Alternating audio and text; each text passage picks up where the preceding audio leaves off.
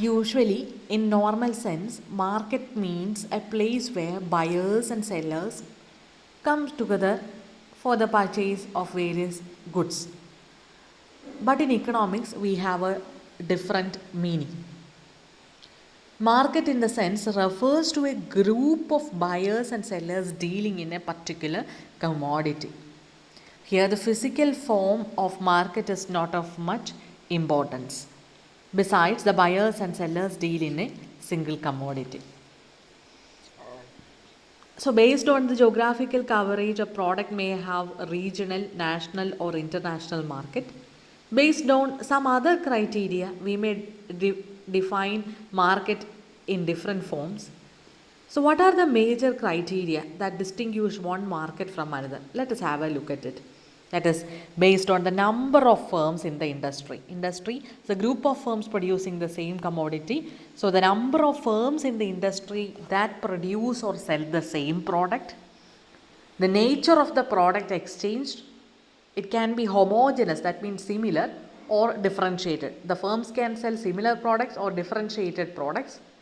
The third aspect is the nature of the firm's entry and exit out of and into the industry. So, how it comes into the market and how it moves out. If it is free and if it is not, if it is constrained, what happens?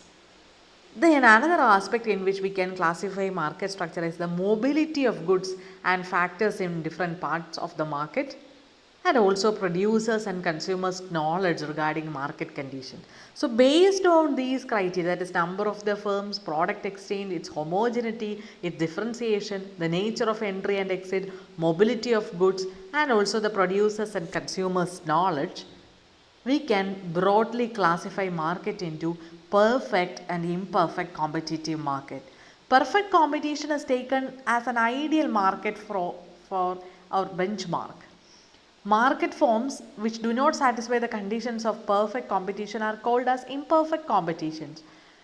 Major forms of imperfect competitions are monopoly, oligopoly, monopolistic competition, etc. So that means number of the firms, the nature of the product, and the ease of coming into the market and going out of the market. All these aspects decide the kind of structure in which it is classified into. The market for a commodity on the basis of extent may be grouped into local, regional, national, or international.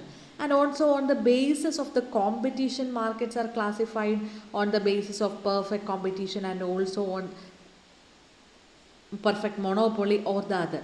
In between, there are the market situations of monopolistic competition, oligopoly, and also duopoly. So, our present study is regarding the degree of competition, what happens when the buyers and sellers come together, what is an industry, what is a firm, etc. So, firm means a single single firm producing or a single unit of organization that produces and sells goods and services in the economy. So the purpose of the production is nothing but to earn maximum profit.